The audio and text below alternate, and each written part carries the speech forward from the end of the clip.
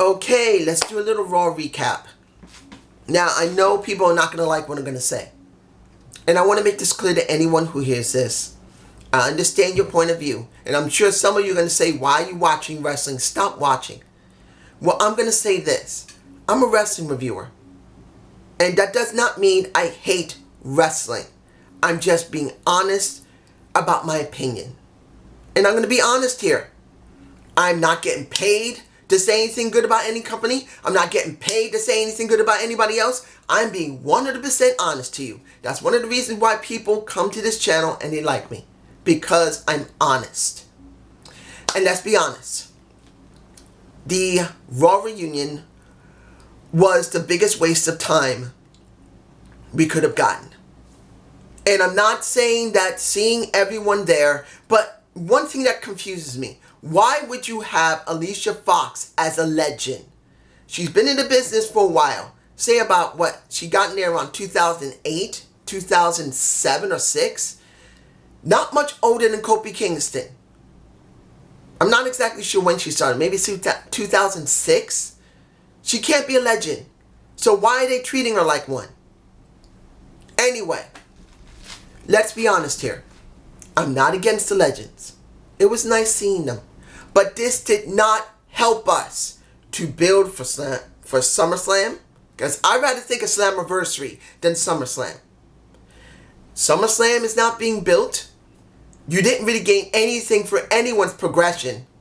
And the 24/7 title was the emphasis of the show when you got other talents there who are not dealing with the 24/7 title.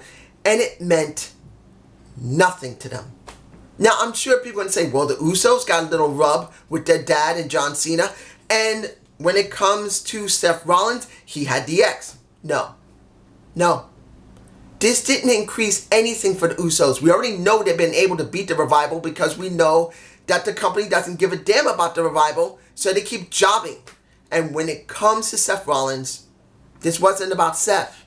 This was about DX being recognized as the true OG of the company and not the new original club, which should be getting a rub where they should have kicked the ass of a DX army and DX. They should have kicked their asses, and the OCs should be over the OGs in a DX.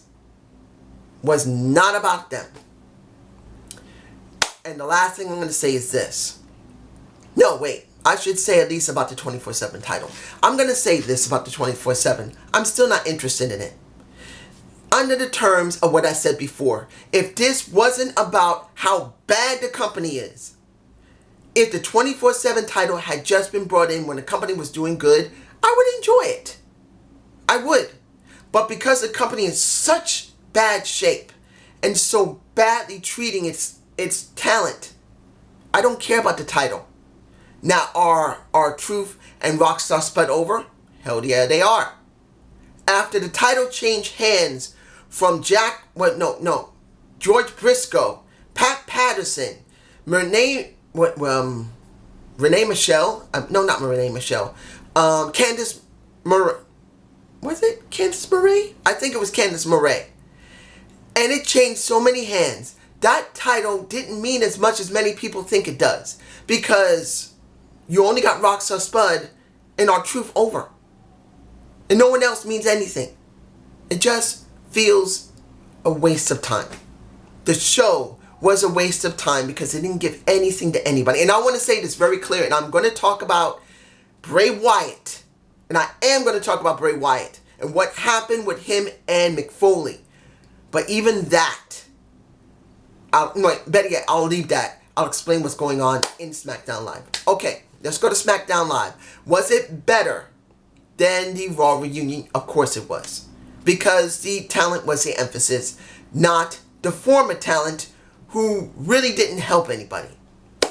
Let's go to the Miz talk with HBK and Dolph Ziggler. I'm getting this done now because there's no point in it. I don't really care that much about the Miz. I don't care about Dolph. Seeing HBK being interviewed was cool. And the way they talk was the emphasis of this entire segment. Let's make it clear. The little bit about what happened with Raw doesn't matter.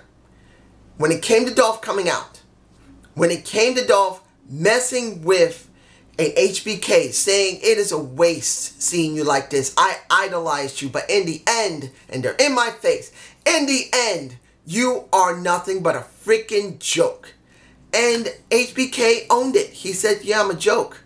But I'd rather be a joke than a second-rate HBK, which, let's be honest, pretty much true in some cases when it comes to Dolph Ziggler. Not all cases. Dolph does have his own personality. But let's be sure. Let's be honest here. Many people compared him to HBK. He wears clothes similar to HBK. He may not have the entire package of HBK, but he's imitating him to a certain extent. And then when he tried to nail The Miz is saying, do something about it. I'm going to be honest here. I know The Miz and Dolph Ziggler are actual friends in real life.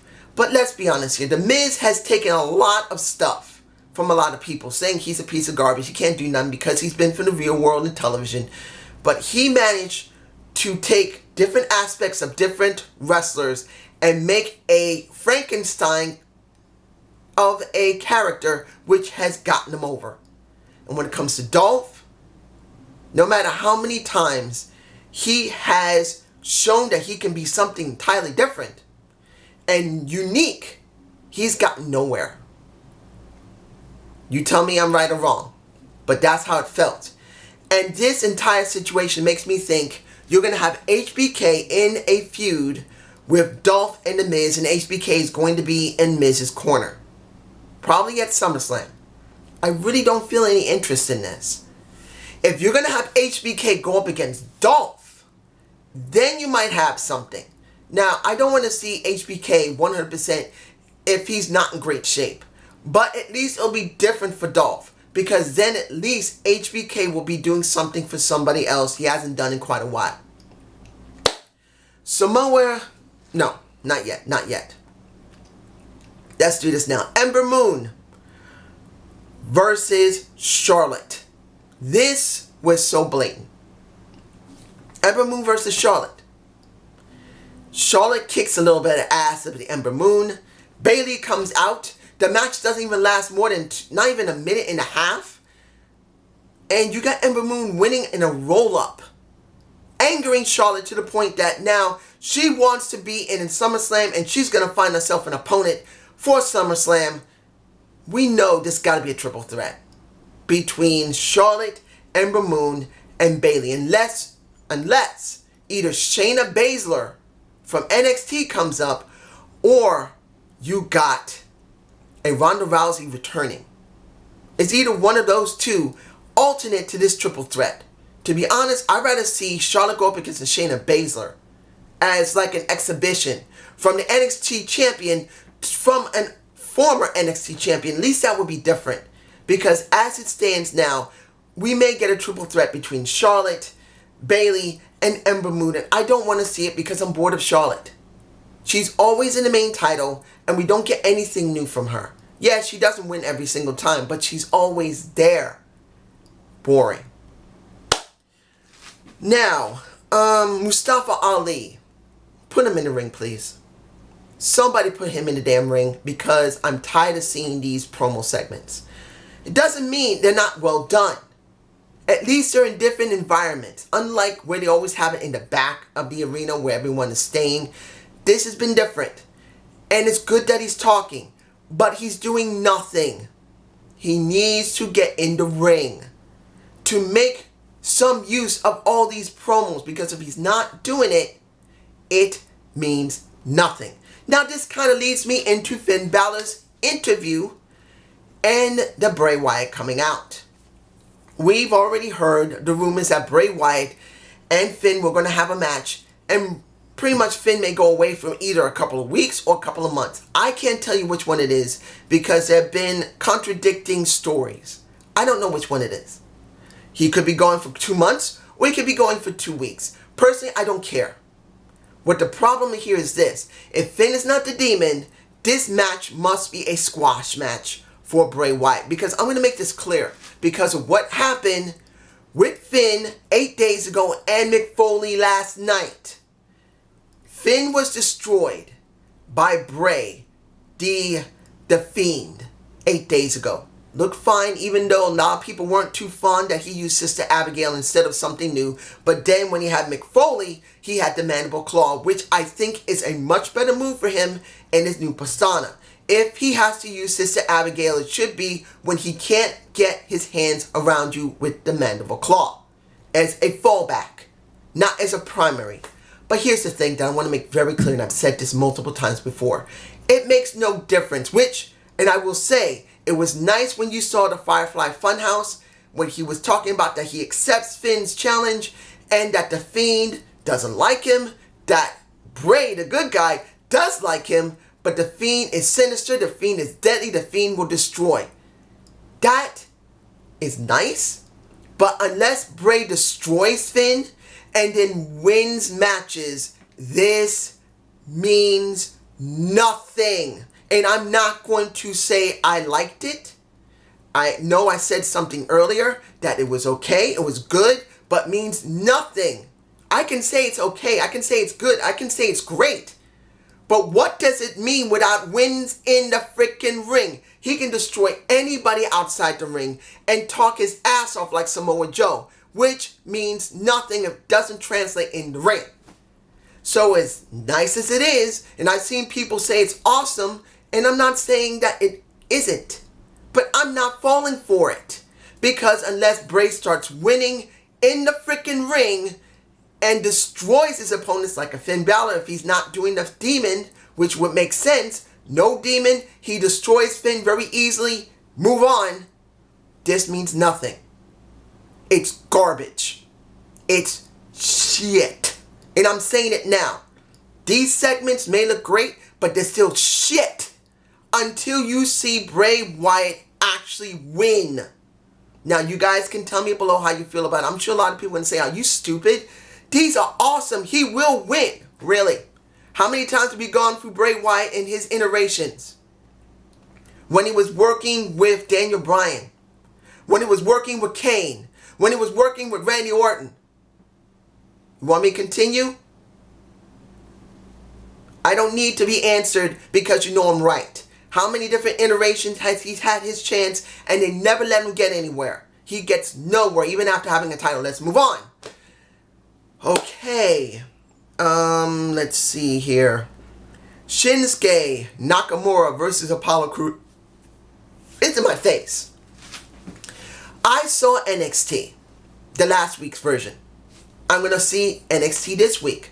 I'm still not going to do any reviews yet because I've only seen now two episodes, and I'm really not into the swing of things yet. When I really feel comfortable, I'm probably going to stop Smackdown live reviews. But I need more time. So if you guys want to see me do it now, I'm sorry. I hope you'll understand. But after I saw the performance of... It upsets me to see that Apollo Crews is still on SmackDown Live. Or Raw. He should have been in NXT. So it's upsetting to see that he's in this situation. Now, when you see Shinsuke Nakamura, it hurts me. The guy has the workhorse title. And he had been seen before that for months. Now, if he was hurt, I understand, fine. If he was on vacation, fine. If he was just sitting in the back doing absolutely nothing for months, I'm not fine with it. I don't feel anything for Shinsuke, and I should. His music is one of the best music I hear, and I don't care. Because Shinsuke Nakamura has been booked so badly. Why do I care? Now the question is going to be, where is he going? Who is he challenging now? He just destroyed Apollo Crews. He had a great match on NXT. But doesn't really mean anything unless, since you had New Day at ringside, well, not ringside, but on commentary, you get, guess who? The one I would pick. And that would be Xavier Woods going against Shinsuke Nakamura. Or Big E. But my pick would be pretty much Xavier Woods. He has the charisma. He has the skill. He feels like he could be an IC champion. That's the way I feel it. That's the way I feel. Now I can understand if anybody else thinks Big E should be. Big E has the good look. He has a good feel. And I know people say, well, he's got the tag titles. Shouldn't matter. He don't need it. He can have both. Xavier can have both. That's what I'm thinking. Now, let's see what else am I forgetting here. Let's move on to Kofi Kingston versus Samoa Joe, which, you know what? No. Forget that. That's last. It's last. Roman Reigns versus Kevin Owens with Drew McIntyre as the ref, Elias as the timekeeper, and Shane McMahon as the ring announcer. Really? The one thing that irks me the most about this situation is that Kevin Owens, if he loses his match, has to sign a paper stating that he quits the WWE. But we get nothing, and I repeat, nothing from Shane McMahon quitting wrestling. Stop wrestling altogether or quit. The only thing to talk about is him getting his ass handed to him. That is the one thing that turned me off, because Shane McMahon is boring. He's been in the main spotlight for so long. He's not giving me anything new. If this was about him having to sign a paper or something saying that if I lose, I quit, or maybe having an I quit match or last man standings match by himself. If those were the stipulations, maybe I would be interested because it would be for both. But as it stands, and it's Kevin Owens that's going to be signing a paper stating that I quit WWE if he loses, where is the loss to Shane McMahon? Nothing. He just feels empty. And this match didn't even last long, because it didn't mean anything. It didn't. Because eventually, Kevin Owens got sick of it, hits the ref, they start fighting, and Shane McMahon gets his ass handed to him. Now, finally, full circle. I believe that's the title I'm going to use. And I may actually use that for my debate of the week, because I am going to film it after I do this. So look for it. It'll come tomorrow or tonight. But we have, you know what? I'm going to get rid of the match first. Kofi Kingston versus Samoa Joe, which upset me. Samoa Joe should not be fighting Kofi Kingston before, before that match at Slamville. It just feels stupid. In the end, you got Randy Orton trying to RKO a Kofi Kingston, but managed to RKO a Samoa Joe. This just make me feel really bad for Samoa. He's in my face. The reason I botched was because Samoa Joe has been cutting the best promos of anyone in the company. He's the best. There's no one right now that can touch Samoa Joe. He is the best in the company that's cutting promos that you could believe. But losing in the ring so many times, I am done with Samoa Joe. I love the guy. But as it stands right now, why would you job one of the best workers you have in the ring, who's the best talker? Why? I don't know. So let's move on to the part that's the most important to me personally. Kofi Kingston calling out a Randy Orton. Now I know that some people would say, I don't want to see this match, because who cares about their rivalry back 10 years ago? Who gives a damn? Kofi should have won it then. Well, guess what? In that conversation in the ring, we heard exactly the truth, because we know Randy Orton cut Kofi Kingston's rise short. They cut it. We know they cut it. And he was probably part of it. Not because he hates black people, but because he just didn't like how Kofi was working in the ring. That's the truth. That looks like it might be the truth. But in this situation, they owned up to it. Randy says, after Kofi tells him, I know you stopped my rise. I would have gone to the main event. You stopped it. And he's looking at him and he says, you know what? You're damn right I did. You weren't ready. Now, that could have been an actual shoot and truthful. Maybe he thought he wasn't ready. Maybe he didn't like his ring work and it pissed him off. It makes no difference. We know this is the truth. And now, we have a match. Yes, it's an old match. In a sense, it's semi-fresh. Because it's an extremely old match that we have not seen in 10 years. 10. It's not like it's a year or two ago. It's been 10 years since these two have actually locked with each other. Yes, they've been on tag teams against one another. But one-on-one, no. A real match, if it wasn't the gauntlet they went up against, this is it. So I believe this is going to be a very important match for Kofi Kingston. This will really help him because he's had no real threat, no real feud, and he's been needing one. But this is just my point of view. You guys tell me below. This match, well, not this match. This show was okay. It wasn't great, but it was okay. Way better than Raw because we actually got something for the people who are participating in the pay-per-view. But it's just my point of view. Have a good day. Have a good night. Peace.